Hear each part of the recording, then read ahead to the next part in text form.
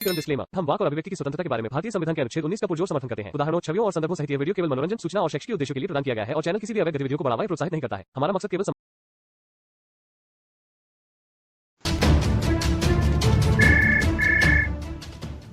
निकल कर आए, इस्लाम पे ऐतराज करते हैं। जी जी। तो मस्जिद में इमामत भी करता था मैं जी। तो उनकी जब वीडियो मैंने देखी, मेरे सामने आई जी। तो मैंने सोचा यार ये क्या बकवास कर रहे हैं इस्लाम पे। जी। जैसे कि साहिल है, एडम है, सलीम वास्तिक है। जी जी। तो मैं गुस्सा आता था मुझे कि ये बकवास करते हैं, इस्लाम को बदनाम कर रहे हैं एक तरह से। जी। तो मैंने भाई साहब उनकी ये चीज़ें जो थी, सवाल जो इनके उठाए और खुद ही मैंने कुरान हदीस से चेक किए तो वो वहाँ पे ऐसा ही है जैसा वो बोलते हैं। जी। और फिर मेरे दिल में ये आई कि हो सकता है भाई उनके समझने में फेर हो या मुझे, तो मैं पढ़ रहा हूँ वो सही है लेकिन उनका समझने का तरीका अलग हो। अच्छी बात बोल रहे हो आप। हाँ, तो ये चीज़ें मैंने अपने आलिम हजरात से जाकर मिला मैं।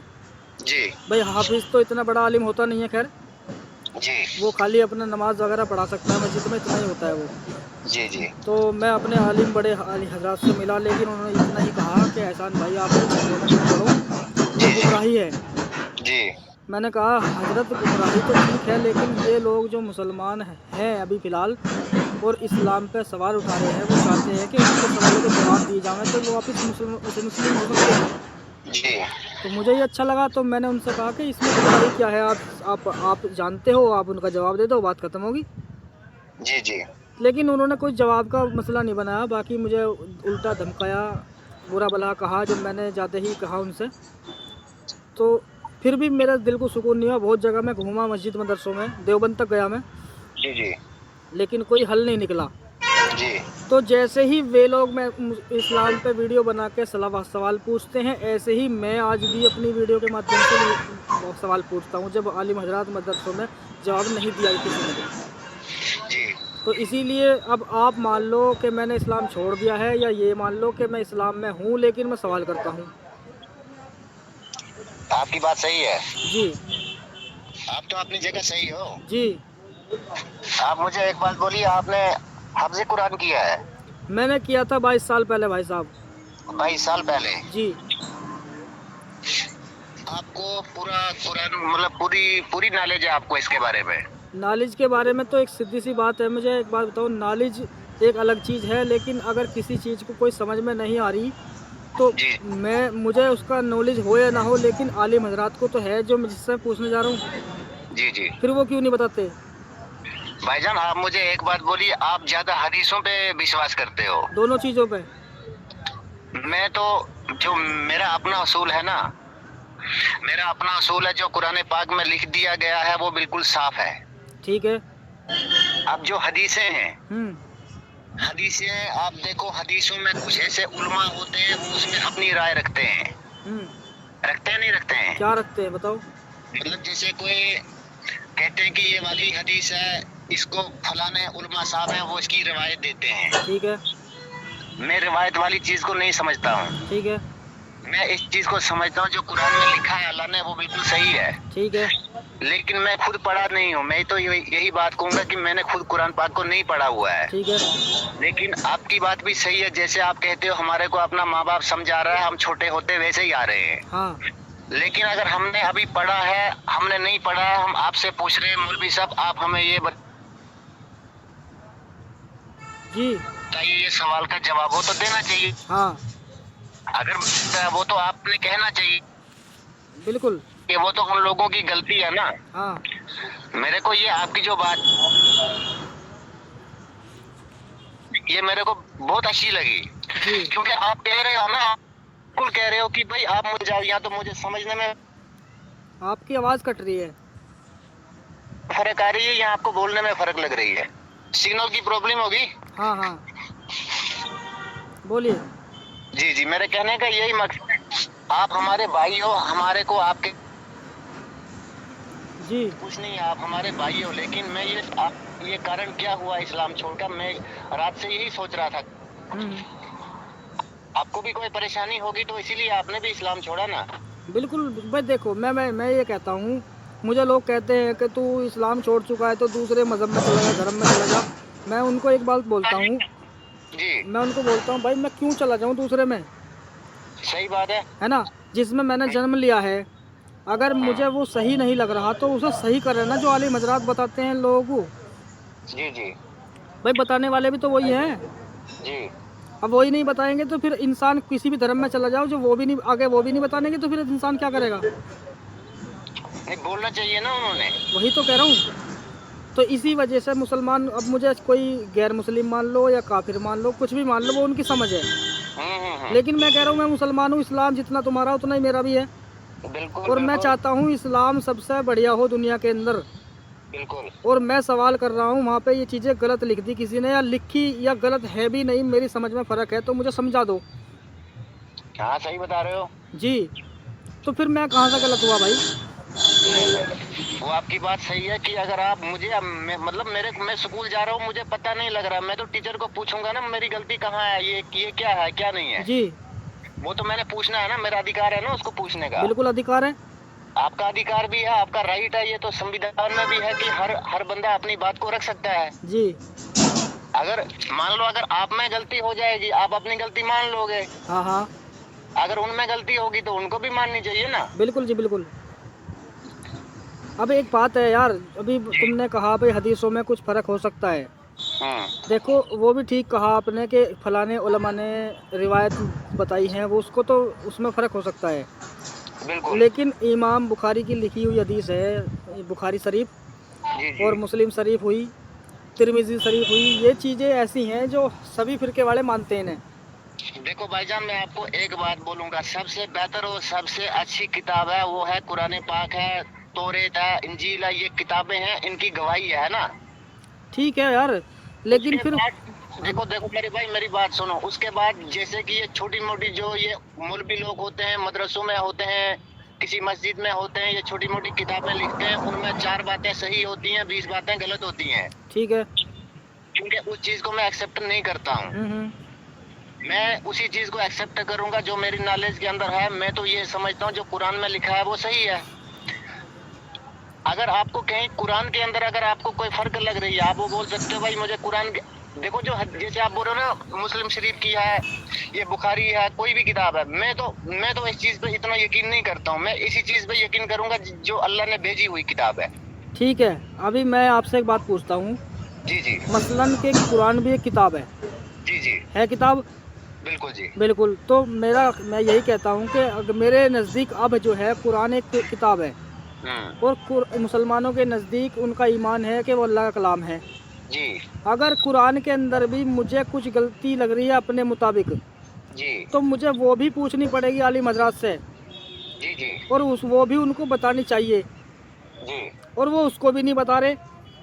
भाईजान आप मुझे एक बात बोलिए, आप देखो मक्का मदीना है, मक्का मदीना में देखो जो भी कब्रिस्तान है वो कच्चा है। हमारी भारत के अंदर देखो हर जगह मजार बनाए हुए हैं, पक्की कब्रें बनाई हुई हैं। ये कहाँ का सिस्टम चालू हो गया? सुनो, ये तो देखो दुनिया के रूल है, ये रूल पे चल रहे हैं ना। हाँ सुनो, कुरान के मुताबिक अगर हम देखेंगे कि कुरान ही अगर मान लो, अभी आपने कहा कि वो सच्ची किताब है और उस पर हमारा ईमान है, उसमें रद्दो बदल है ही नहीं जी, वो ना ही कर सकता कोई जी। लेकिन कुछ बातें ऐसी हैं कुरान के अंदर भी जो मैंने खुद पढ़ी हैं जी, जो मुझे अटपटी लगी। और मैं मानता हूँ भाई, मुझे अटपटा लग सकता है जी, इंसानी फितरत है। लेकिन एक ईमान है मुसलमान का, वो अल्लाह का कलाम है। लेकिन जब अल्लाह का कलाम है और मैं पूछना चाहता हूँ उन्हीं ईमान वालों से, तो फिर वे अपना पल्ला क्यों झाड़ते हैं इस चीज़ से? जी जी जी जी। जैसा कि अभी आपने कहा कि भाई कुरान में बहुत सी बिल्कुल सच है, हक है, और हदीसों पे हम ज़्यादा वो नहीं कर सकते। तो अगर हम इस चीज़ का हिसाब लेने लगे तो भाई नबी सल्लल्लाहु अलैहि वसल्लम की पूरी ज़िंदगी आप कुरान से नहीं ले सकते ना। वो तो हदीसों पे है ना, वो हाँ जी जी, जो हदीसें है ना वो तो मतलब लिखी गई है ना, लिखने में बंदा कुछ भी लिख सकता है ना। बिल्कुल, मैं वही तो कह रहा हूँ। फिर सही जानकारी कहाँ से मिलेगी फिर आपको कुरान नबी सल्लल्लाहु अलैहि वसल्लम की? सही जानकारी आपको कैसे मिलेगी? वो आप देखो, आप तो मेरे से ज्यादा पढ़े हो, मैंने तो नहीं इतनी पढ़ाई की है। हाँ। ठीक है ना, मैं तो एक सिंपल मुसलमान हूँ। ठीक है, मैं सिंपल सा मुसलमान हूँ। मेरे जो बाप की कब्रिस्तान थी मैंने उसको भी पक्का नहीं बनाया। ठीक है ना, ठीक है। मान लो जितना मुझे अपनी नॉलेज में लगा मैंने उतना किया। मेरे मोहल्ले में सब लोगों ने पक्की कब्रें बनाई हैं। वो मुझे कहने लगे आपने पक्की क्यों नहीं बनाई? मैंने बोला मुझे कहीं साबित करके दिखा दो। ये आपकी जैसी बात हो गई ना। जी जी। अच्छा, मेरा ये कहना है कि इंसान को अपनी अपनी सोच है, अपना अपना कल्चर है, जिसको जैसे समझ में आ जाए, है ना। अब जो पढ़ा है, मतलब जिन लोगों ने इसके बारे में सर्च किया है, जानने वाले हैं, आपको कोई फाल्टा लग रहा है, आप उनसे पूछ सकते हो, उनको सवाल का जवाब देना चाहिए। मैं आपको इस बात के साथ हूँ। मैं आपको इस बात के साथ में हूँ कि आपको वो समझाने चाहिए, वो आपको बोलने चाहिए। अगर आपका सवाल है, उन्होंने जवाब देना चाहिए। कोई भी उलमा हो, अगर वो अपना पल्ला झाड़ेंगे भैया, वो तो फिर गलत बात है, क्योंकि फिर ऐसे सब लोगों को हो जाएगा ना, सब लोग फिर ऐसे करने लगेंगे। बिल्कुल करेंगे ना, या नहीं करेंगे? बिल्कुल, फिर उनकी गलती भी नहीं है कुछ। वही तो मैं भी कह रहा हूँ ना, इनको देना चाहिए ना, सवाल का जवाब देना चाहिए इनको, जैसे भी हो सके इनको सवाल का जवाब देना चाहिए। आपके साथ वो डिबेट करना चाहते हैं तो डिबेट कर लें। बिल्कुल। हिंदुस्तान में हम नहीं, जैसे आप मान लो कि एक वो आपका सलीम भाई है, वो बता रहा है कि यहाँ वक्फ बोर्ड की प्रॉपर्टी है। हाँ, ये बिल्कुल सही कह रहे हैं। मान लो कि हम जैसे गरीब लोग हैं हिंदुस्तान के अंदर, जैसे कि ये मस्जिदों में, मदरसों में जितना भी पैसा आ रहा है, करोड़ों खरबों रुपया आता है, तो इसका कौन हिसाब ले रहा है? कोई नहीं ले रहा है। कोई नहीं ले रहा। ये देखो सही बात है। उसके बाद ये क्या करते हैं, जितना भी ये पैसा, प्रॉपर्टी है, जमीन है, वो बड़े बड़े पेट बना के चर्बी चढ़ाइए अपने पेट को, गरीबों को कोई नहीं पूछ रहा है। अच्छा, एक बात बताओ। जी। अभी आप सही बात कह रहे हो, बिल्कुल अच्छी बात कह रहे हो जी। ये फिर इतना पैसा आता है, इतनी जमीन जायदाद है वक्फ बोर्ड के पास, और सारी जिम्मेदारी उन्होंने मदरसों की ली हुई है अपने ऊपर। जी। फिर बच्चे उबले हुए चावल क्यों खाते हैं? ऐसी ऐसी चीज़ें क्यों दिखाई जाती हैं कि बच्चे गरीबों के पढ़ रहे हैं, वहाँ पे उनको इमदाद करो, ये करो। जब तुम्हारे पास सब कुछ है, पैसा है, सब कुछ फंड भी आ रहा है, फिर वो बच्चे उबले हुए चावल क्यों खा रहे हैं? ऐसी ज़िंदगी क्यों गुजार रहे हैं वो लोग? वही कह रहा हूँ ना मैं भी भाईजान वही बात कह रहा हूँ। इतनी जो प्रॉपर्टी है, इतनी जमीन जो है, जो उसका टैक्स है, वो कहाँ जा रहा है? वही, इसी चीज़ पे तो सरकार इसमें गलत नहीं है। इसमें मान लो जैसे हम जैसे गरीब लोग हैं, आपके जैसे गरीब लोग हैं, आप भी कौन से करोड़पति हो, खरबपति हो, आप भी हमारे जैसे हो, हम भी दिहाड़ीदार हैं, मेरी भी फैमिली है, आपकी भी फैमिली है। जी। अब हमारी फैमिली जो है वो सबसे पीछे क्यों रह रही है? वो वजह, कारण क्या है? कारण तो यही है। हाँ, क्योंकि हमारे जो रहबर है ना, जी, वो सही फैसले नहीं करते, इसलिए गुमराह हो रही है उम्मत। जी। ठीक है, और उम्मत गुमराह भी हो रही है ना भाई, भैया उनकी गलती नहीं है अगर वो सवाल कर रहे हैं तो। जी। समझे? सवालों का जवाब देना चाहिए जब ये काम बनता है। अभी वक्फ बोर्ड का मसला चला है, इन लोग मुल्ला मौलवियों ने ये कह दिया कि भाई हमारी ज़मीन को हत्या जा रहा है, मुसलमानों को परेशान किया जा रहा है। भाई मुसलमानों का नाम मत लो, तुम हक पर रहो कि तुमने क्या गलती की है। आज से पहले कभी नहीं सरकार ने इस चीज़ को बताया कि भाई ये चीज़ें होनी चाहिए। वो अगर सरकार इस चीज़ की जिम्मेदारी ले रही है मदरसों की, चलो लेनी चाहिए, अच्छी बात है, तो फिर तुम्हें दिक्कत क्या है भाई? सही बात है, बताओ मुझे। नहीं तो फिर हिसाब दो, हिसाब तो देना पड़ेगा भाई। हिंदुस्तान में रहते हो, मसलन कि आज मोदी जी की सरकार है, ठीक है, वो उस देश के जिम्मेदार हैं। जी। तो क्या उस नेता का हक नहीं बनता कि जिसने जो काम किया उसका हिसाब देना चाहिए सरकारी रूप से? जी। देना चाहिए। और फिर कल को और प्रधानमंत्री बनेगा, उसका भी अधिकार है पूछने का। हाँ, क्यों नहीं है? मसलन कि मैं कोई काम करता हूँ, मेरे परिवार में मेरा बाप है, तो मेरे बाप का अधिकार है मेरे से हिसाब लेने का, मेरे काम का। भाईजान देखो, सरकारें बदलती रहेंगी, जो सरकार होती है ना, सरकार होता है गुंडा राज, क्या होता है? चलो जो भी है लेकिन मैं ये कहता हूँ वो पूरे देश को चला रहा है। देखो ना, आज इस टाइम अगर बीजेपी की सरकार है, कल को कांग्रेस आ जाएगी। बिल्कुल, कोई भी आएगा, सीधी सी बात है।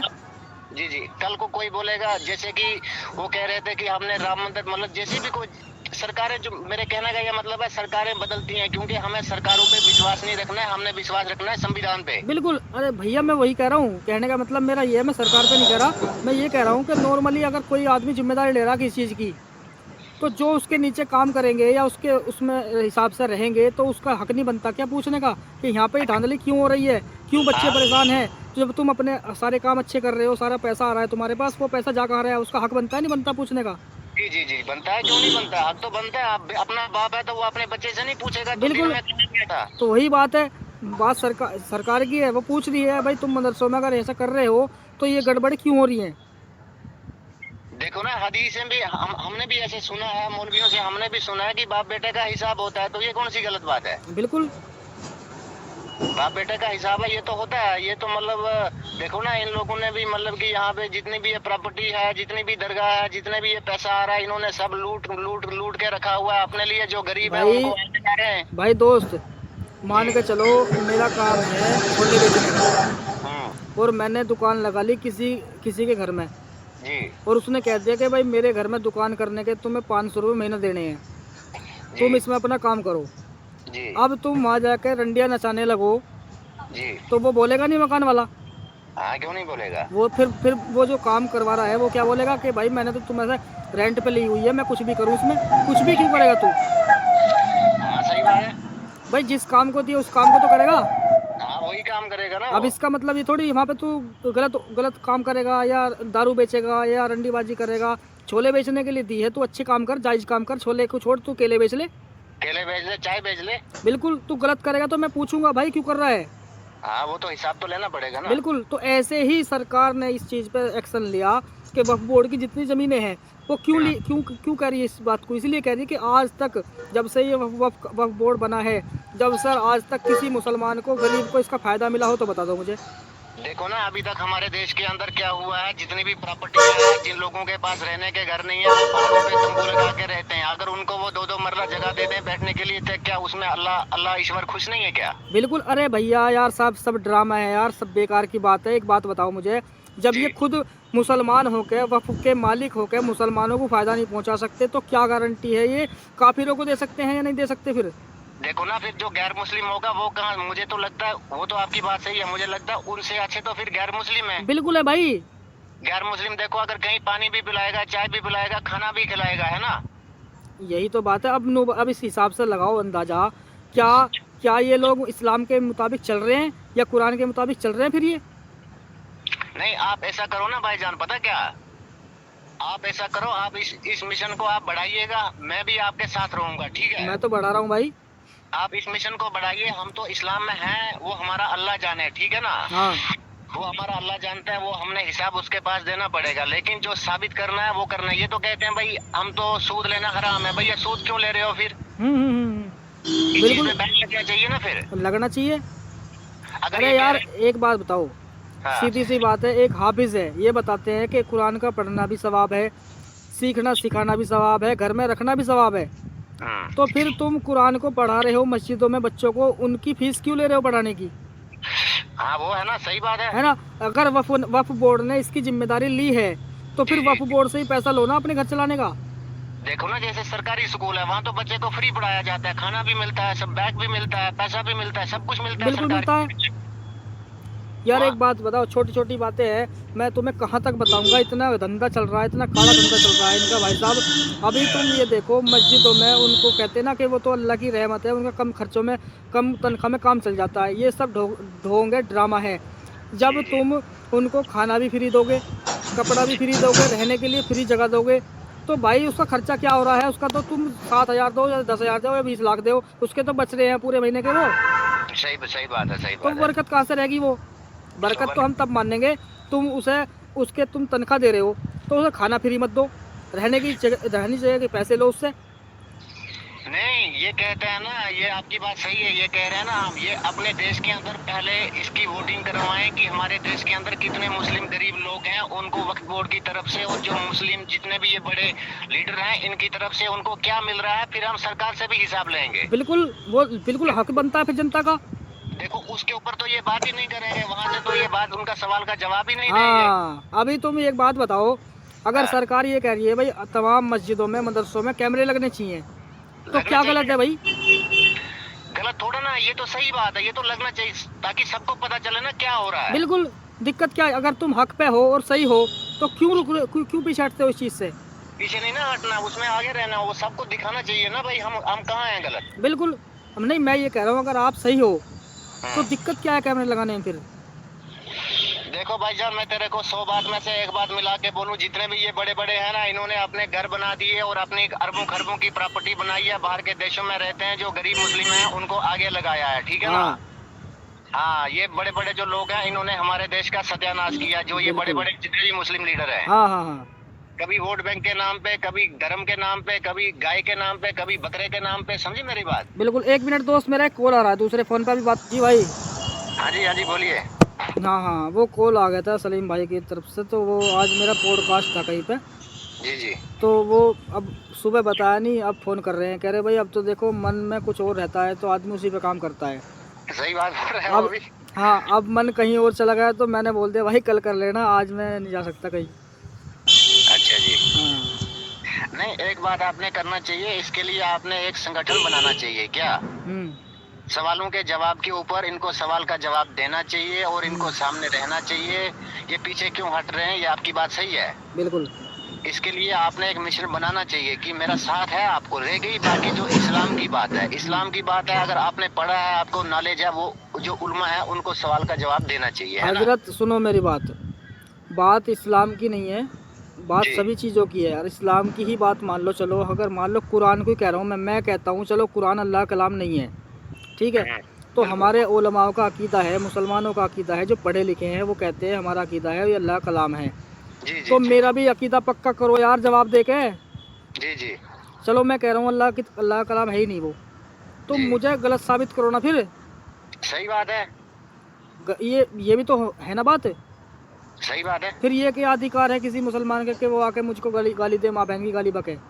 मैं गलत थोड़ी हूँ। देखो ना, गाली देनी इस्लाम में अगर कोई कहेगा, इस्लाम में तो जायज ही नहीं है किसी को गाली देना। सुनो बात इस्लाम की नहीं है, बात ये है अगर वो मुझे गाली दे रहा है ना समझी में, तो उसकी गलती है, ठीक है। अगर मैं कह रहा हूँ भाई साहब अगर मैं गैर मुस्लिम हूँ तो मैं गैर मुस्लिम नहीं हूँ, मैं तो मुसलमानों में ही हूँ भाई। मेरा बाप मुसलमान है, मेरा दादा, सब चीज़ पूरी नस्ल मेरी मुसलमान है, ठीक है।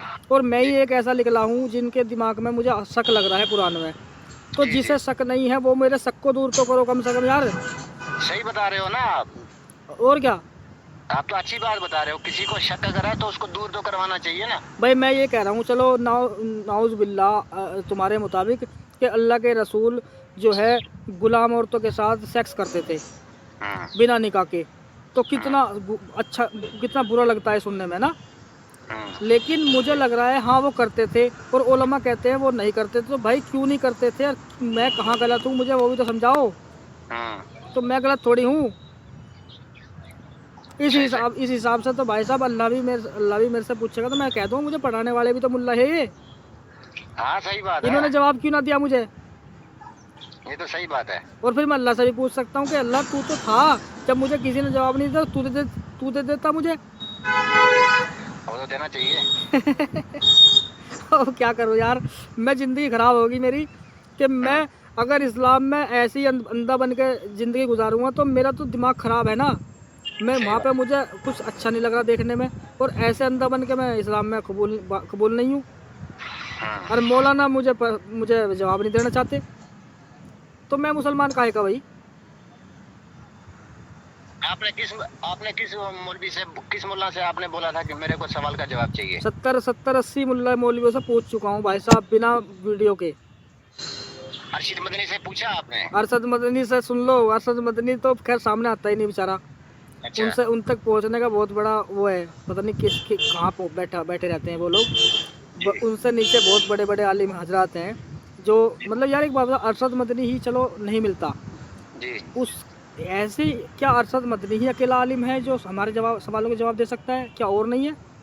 नहीं, जो टीवी के ऊपर आके बैठते हैं ना वो ढोंगी हैं, समझ, उनका अपना हाँ ठीक है, लेकिन मैं ऐसे आलिमों के पास जा चुका हूँ जो दर्स देते हैं और पढ़े लिखे हैं, मतलब फ़िक़्ह की किताबें, हदीस की किताबें, तबरी, ये सब चीज़ें उन्होंने पढ़ रखी हैं और उम्मत को अच्छा पैगाम देते भी हैं। उनसे भी मैं मिल चुका हूँ। अच्छा। और चैनलों पे जो एक्स मुस्लिम को जवाब देने का काम करते हैं उनसे भी बात हो चुकी है जी। वो कहते हैं कि एहसान भाई हम तो आपको जो बताना था बता चुके, अब आपकी मर्जी है, समझो या मत समझो। अरे तुमने बताया ही कहाँ है भाई, तुम तो सिर्फ ईमान की कसौटी पे उसका यकीन रख के मुझे समझा रहे हो खाली। मुझे जवाब नहीं दिया तुमने अभी तक कुरान हदीस से कि हाँ यहाँ पे ऐसा नहीं ऐसा है। लेकिन हमने इतना भी सुना है, कहते हैं कि हदीसों में या कहीं पे भी मिलता है ऐसी जगह कि कुरान की मुखालफत करने वाले आने वाले समय में लोग ऐसे होंगे जो कुरान के ऊपर सवाल उठाएंगे। लेकिन ये भाई मैंने मान ली ये बात कि कुरान की मुखालफत करेंगे, कुरान पर सवाल उठाएंगे, जी। लेकिन जो लोगों का ईमान है वो तो जिंदा है, वो भी तो जिंदा है आज भी। वो सामने क्यों नहीं आ रहे फिर? जी। उनकी बुजदिली है या वो डरते हैं? क्या ये सच है जो हम करते हैं? जी। ये भी तो साबित हो रहा ना फिर। वो तो उनकी गलती है ना, वो सवाल का जवाब नहीं दे रहे हैं। अब एक बात बताओ, अगर जी। कोई गैर मुस्लिम या हिंदू धर्म का मानने वाला इस्लाम पे, नबी सल्लल्लाहु अलैहि वसल्लम की ज़िंदगी पे सवाल उठाता है, जी। जैसे कि वो कहते हैं कि नबी सल्लल्लाहु अलैहि वसल्लम ने 6 साल की बच्ची से शादी करी, तो वो है इस्लाम में और वो इस्लाम का हिस्सा भी है, तो उसने गलत नहीं कहा। तो हमारे हजरात मौलवियों का ये अकीदा होना चाहिए कि जैसे उसने सोशल मीडिया पे आके बात कही, तो ऐसे ही उनको सोशल मीडिया पे आके उनकी बात का जवाब देना चाहिए कि देखो जी, आप हमारे इस्लाम में नहीं हो तो आपको पता नहीं है, लेकिन इसकी सच्चाई हम अब आपको बता देते हैं, तो आपको इसके दिमाग से निकाल दो बात कि नबी ने ऐसा किया। जी। ये तो है तरीका एक सही मुसलमान का। और ये तरीका नहीं है कि भाई किसी गैर मुस्लिम ने आवाज़ उठाई नबी सल्लल्लाहु अलैहि वसल्लम पे, ये कहा कि उन्होंने 6 साल की बच्ची से शादी करी, तुम पथराव करने लगो, दंगे करने लगो, ये क्या तरीका है? आप मुझे एक बात बोलो, आपको मैं डिबेट करवाऊंगा, आप करना चाहते हो? बिल्कुल करूंगा मैं। आप डिबेट करोगे कहाँ पे? मतलब मैं तो JNK से बोल रहा हूँ, मतलब कश्मीर से। कश्मीर से मैं बोल रहा हूँ, लेकिन मैं ये चाहता हूँ कि किसी को ठेस ना पहुँचे, किसी बिल्कुल। अगर सुनने में और यहाँ समझने में अगर आपको फर्क है, क्या पता अगर आप कहीं गलत रास्ते पे भटके हो, आपको कोई समझाने वाला हो तो आपको वो सही दिशा पे ले जाए। बिल्कुल मैं चाहता हूँ ये। चाहते हो ना? हाँ हाँ, तो कोई बात नहीं है, मैं आपके लिए आगे बात करता हूँ, ठीक है? करो बात करो। आप डिबेट के लिए तैयार हो ना? मैं तैयार हूँ, ऐसे कॉल पे भी तैयार हूँ, और मेरी लाइव स्ट्रीम होती है हफ्ते में 3 दिन शाम को 7 बजे, तो अगर जी। कोई लाइव में आना चाहे जब भी मैं कर लूँगा, जी। जी। कोई दिक्कत नहीं है। लेकिन इसमें ये भी बात है ना, जितनी जितनी आपने मतलब कि जितनी नॉलेज है आपके पास, जितनी डिग्री आपके पास है, जितनी तालीम इस्लाम के बारे में जितनी नॉलेज आपके पास है, जी। आपको उधर तक सवाल मिलेगा, और उस जितनी नॉलेज आपको नहीं है आपको उसका भी वो मिलेगा। समझ रहे हो ना मेरी हाँ बात हाँ, को? मैं समझ गया भाई, बिल्कुल समझ गया। मसलन के मैंने कहा कि एक को एक ही बोलना है। हिंदुस्तान के अंदर, हिंदुस्तान की सरजमीन पे थे यहाँ पे डॉक्टर जाकिर नायक, आपने उसके भी बहुत सारे इंटरव्यू सुने होंगे। अच्छा। सुने है ना? हाँ। तो उसको भी कितने सारे लोगों ने सवाल किए इस्लाम के बारे में, किए या नहीं किए आपको तो हाँ पता हाँ, है। किए हैं। उसने सवालों का जवाब दिया या नहीं दिया? नहीं भाई, मैं बताऊंगा क्या है उनके बारे में बता देता हूँ। जी। उनसे वही सवाल किए गए हैं जो नॉर्मल मुसलमान करता है। जी। जैसे कि जी हमें क्या कैसे करना चाहिए, इस्लाम के तहत क्या करना चाहिए, उनको पता नहीं है, और उन्होंने उनके जवाब दिए। अगर मैं सवाल करता हूँ कि नबी सल्लल्लाहु अलैहि वसल्लम गुलाम औरतों के साथ बिना निकाह के सेक्स करते थे, कुरान में लिखा हुआ है, जी। तो ऐसे सवाल उनसे किसी ने नहीं किए। जी। ठीक है, तो ये मेरा सवाल है, और कुरान में है ये चीज़ जो मैं बोल रहा हूँ अभी। जी। कुरान के अंदर है ये कि नबी सल्लल्लाहु अलैहि वसल्लम ने गुलाम औरतों के साथ बिना निकाह के संबंध बनाए, और ये हुक्म अल्लाह ने अपने नबी के लिए दिया है जी। कि वो कर सकते हैं ऐसा। मतलब आपके पास इसका वो है, कोई सबूत है इसका? हाँ, सबूत है मेरे पास। आप इसका जो होगा वो मेरे व्हाट्सएप पे डालना आप, ठीक है? चलो ठीक है, मुझे व्हाट्सएप पे अपना नाम लिख के डाल देना, मैं भेज दूंगा आपको। मेरे व्हाट्सएप पे आप लिखिएगा नजीर अहमद। आप लिखना। अच्छा, आपको नहीं आता है? नहीं नहीं, आप लिख के उधर से मैसेज करोगे ना, तो मैं जी। समझ जाऊंगा जिस भाई ने कॉल पे बात की थी वो आप हो, जी। तो मैं आपको अपने वो सवाल भेज दूंगा। जी। ठीक है। अगर आपको सवाल के जवाब मिल गए तो? अरे तो मैं क्या भाई पत्थर का इंसान हूँ जो कि मुझ पर तू आग डाल दे, पानी डाल दे, मैं ऐसे कैसे रहूँगा भाई? सही बात बता मैं रहे हो तौबा आप। करूँगा भाई। नहीं, आपको मैं तो इंशाल्लाह आपको कोशिश करूंगा, जहाँ तक मेरा हो सके आपके सवालों का जवाब जो है वो मैं इकट्ठा करने की कोशिश करूंगा। बिल्कुल।